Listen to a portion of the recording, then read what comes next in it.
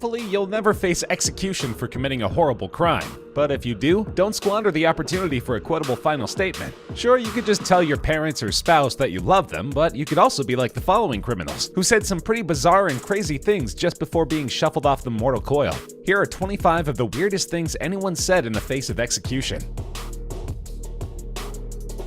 Most famously portrayed by Charlize Theron in the 2003 film Monster, Eileen Wuornos was executed on October 9, 2002, after killing 6 times over. Her final statement was as incomprehensible as it was memorable. "I'd just like to say I'm sailing with the Rock, and I'll be back like Independence Day with Jesus June 6th, like the movie, big mothership and all. I'll be back." That's certainly an interesting quote, but not a terribly accurate one. For one thing, Independence Day came out on July 2nd, not June 6th. Also, as of this video, she has not in fact been back. And as a side note, I'm guessing Dwayne Johnson heard this quote and immediately requested to be left out of this. Can you blame him? Thomas Grasso committed double murder and on March 20th, 1995 paid the ultimate price for doing so. He had what sounds like a delicious last meal: mussels, clams, a Burger King double cheeseburger, ribs, milkshakes, pumpkin pie, strawberries, and spaghetti. But the menu was apparently unacceptable to him. He used his final moments to let the world know why. According to Grasso, "I did not get my SpaghettiOs. I got spaghetti. I want the press to know this. Fresh pasta instead of canned? Talk about cruel and unusual punishment." Wesley Allen Dodd was a monster, but at least he knew he was one. He was convicted of molesting 3 children before brutally murdering them, and he knew he had to go. He requested to be executed, realizing he would rape and murder again if set free and given the chance. To him, the only cure for his condition was to be destroyed. That's why on January 5, 1993, he gave a statement prior to his hanging, saying, "I was once asked by somebody, I don't remember who, if there was any way sex offenders could be stopped. I said no, I was wrong." But rather than this being mere dark humor in the face of death, he continued, opining, "I was wrong when I said there was no hope, no peace. There is hope. There is peace. I found both in the Lord Jesus Christ. Look to the Lord and you'll find peace." Perhaps, but the families of his victims likely found peace when Dodd was removed from the world. On September 13, 2000, prolific robber George Harris was executed for the murder of an acquaintance who Harris had entrusted 2 machine guns to. When Harris came back later for the guns, his acquaintance claimed he didn't know where they were. So Harris shot him, proving that his acquaintance was right to keep those machine guns away from him. He clearly wasn't repentant for the killing. When given the chance to speak one last time, he said, "Somebody needs to kill my trial attorney." And that's why the courts decided he had to go. While she most certainly wasn't a criminal, Sarah Good still makes this list for having one of the most memorable facing execution lines in history. As one of the first women to be accused of witchcraft during the 1692 Salem witch trials, Sarah Good was in an impossible position. No matter what she did or said, the courts were going to find her guilty of witchcraft. So she decided to face the inevitable with one of the most quotable lines in condemned person history. Once she was found guilty, she yelled at the presiding judge, "I am no more a witch than you are a wizard, and if you take away my life, God will give you blood to drink." While it's certainly possible she said other words before actually being hanged, these were her final words recorded for posterity. And as it turns out, her words may have been prophetic after all. 25 years after Sarah Good's trial, her judge actually choked to death on his own blood. It was either pure coincidence or Sarah Good really was a witchy woman. A slow-acting one, but still.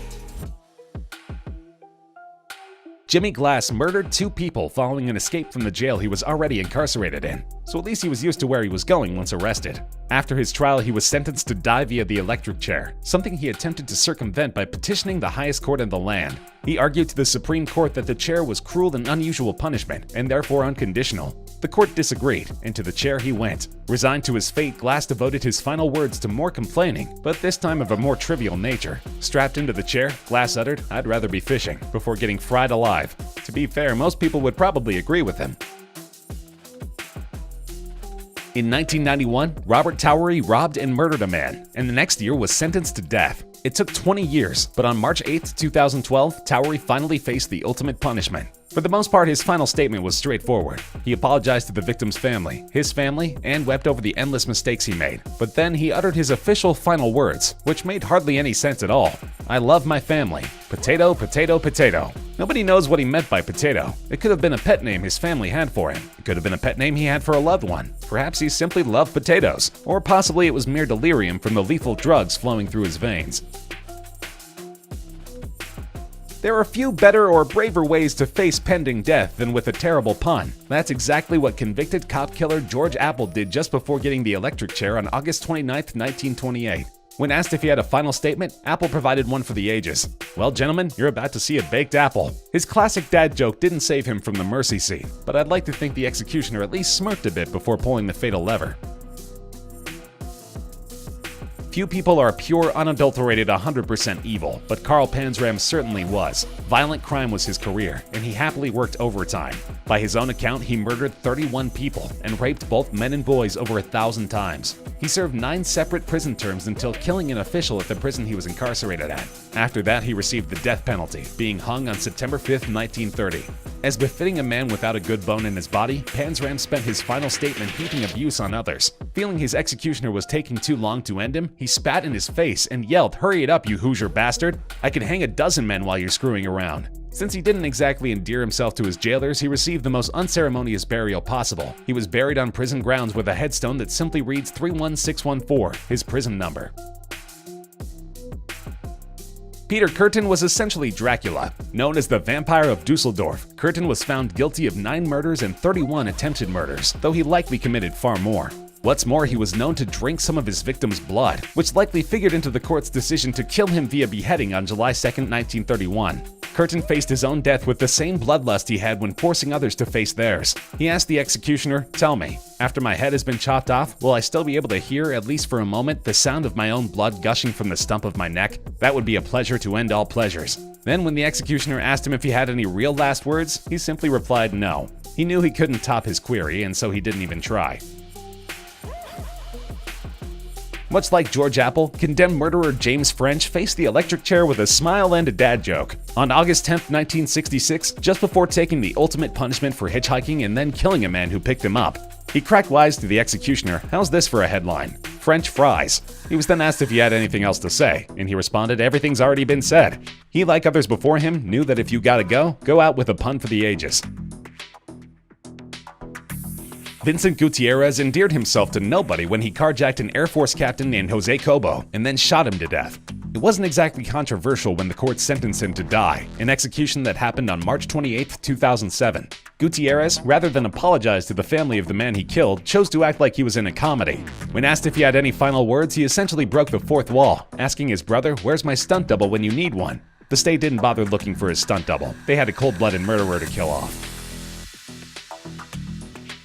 Back in the day, more crimes were punishable by death than in today's world. For example, an outlaw named Tom Blackjack Ketchum tried to rob a train. He was unsuccessful in doing so, but his audacity to even try, combined with his past record, caused the law to conclude he needed to die. So on April 26, 1901, Ketchum was put to death for his bungled crime. He wasn't terribly repentant based on his final words. Since this happened such a long time ago, it's hard to confirm exactly what he said. But it was either, "I'll be in hell before you start breakfast, boys, let her rip," or "Goodbye, please dig my grave very deep. Alright, hurry up." Either way, he was clearly impatient to see what happens after he became an ex-person. James Rogers murdered a minor named Charles Merrifield, and on March 30th, 1960, he paid for that crime with his life. Sentenced to die via firing squad, he was offered a chance at a final statement and request. To that end, he snapped, "I done told you my last request, a bulletproof vest." Shockingly, that request was not granted. His actual final words came shortly thereafter. It was a chilly March day, and Rogers was wearing only denim. His executioners asked him if he wanted a coat, and he refused, quipping, "Don't worry, I'll be where it's warm soon." Most likely he didn't mean Florida. In 1994, Jeffrey Matthews murdered his 77-year-old great-uncle following a burglary attempt. Justice wasn't exactly swift, as he wasn't executed for his crimes until January 11, 2011. On that day, after giving his love to his mother and wishing his death row pals the best, he offered what was either a joke or a last-ditch effort to save his bacon. He exclaimed, "I think that governor's phone is broke. He hasn't called yet." It's the same rationale lovesick teenagers use when excusing why their crush hasn't texted them back, with the exact same unhappy result. In 1978, Robert Alton Harris went to San Diego and murdered 2 teen boys. 14 years later, on April 21, 1992, he paid for taking those lives with losing his own. Just prior to death, he devoted his final statement to vague philosophy. As he put it, "You can be a king or a street sweeper, but everybody dances with the Grim Reaper." In short, everybody faces the same fate regardless of who they are or what they did in life. Unfortunately for him, not only was this not his line, he got it wrong. He was attempting to quote the Grim Reaper's rap from the 1991 film Bill and Ted's Bogus Journey. And while he got the basic point right, he mangled the rhythm. The real line was, "You might be a king or a little street sweeper, but sooner or later you'll dance with the Reaper. Even when you're ready to die, you shouldn't mess up the classics." Like with Tom Ketchum earlier, Erskine Childers was executed for a crime that he most certainly wouldn't be killed over today. The Irish nationalist and gun smuggler was caught illegally possessing a firearm, and the government, who clearly didn't like him anyway, used that as an excuse to murder him.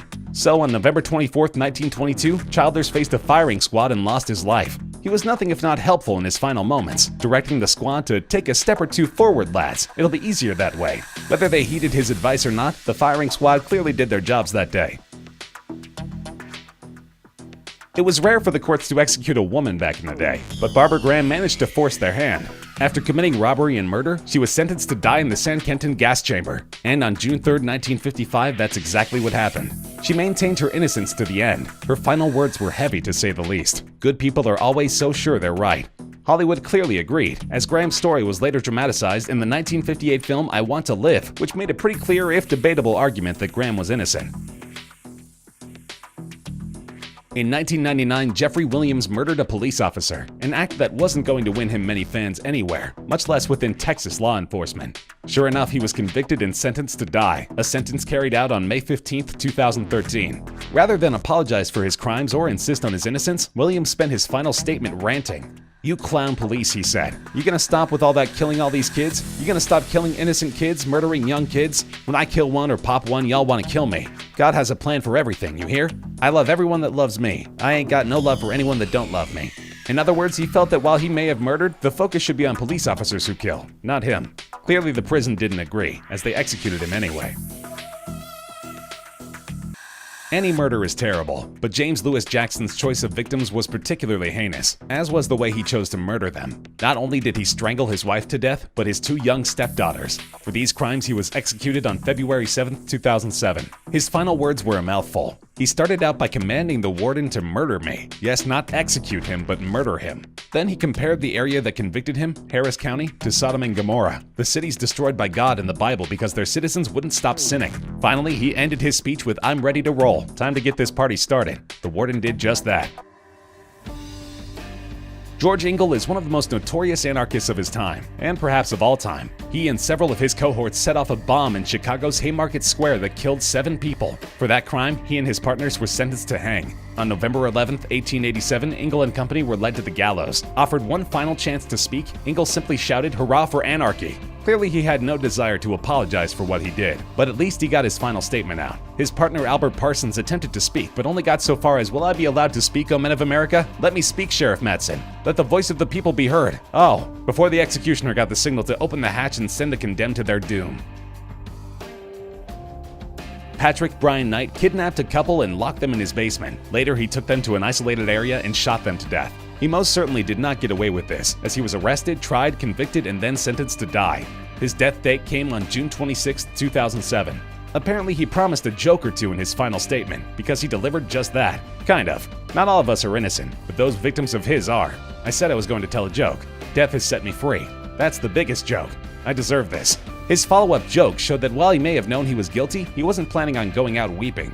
The other joke is that I am not Patrick Brian Knight, and y'all can stop this execution now. Go ahead, I'm finished. Considering the warden didn't even begin to consider stopping the execution, he probably didn't believe a word Knight said. Andrei Chikatilo was an especially brutal serial killer out of Soviet Russia. Once caught, he confessed to the murders of over 50 people, virtually all women and children, between 1978 and 1990. Finally, on February 14, 1994, Russia executed him with a single gunshot to the head. Say what you will about Soviet Russia, but they were certainly efficient. Chikatilo responded to his Valentine's Day execution with final words straight out of a comedy. First, he pleaded, "Don't blow my brains out." But then came the twist. Rather than not wanting to die, he explained he needed his brains intact because the Japanese want to buy them. Sadly, for whatever Japanese buyer was interested in serial killer brains, the executioner did in fact blow them out. Gary Burris robbed and murdered a taxi driver in Indianapolis in 1980. He got death for this crime, and his time was up on November 20th, 1997. Offered the usual chance at a final statement, he chose to reference pop culture and quote a memorable line from Star Trek. But unlike Robert Alton Harris from earlier, Burris at least nailed his quote of choice. "Beam me up." While that's certainly a memorable final thing to say, probably not very many Trekkies fondly recall it or him at the conventions. In 1751, Mary Blandy poisoned her father because he disapproved of the man she was engaged to marry. Blandy claimed that she thought the poison wasn't poison, but rather a magical potion that would help change her father's mind, but clearly the courts didn't buy that. Instead, they decided she had to die, and so she was hung the very next year.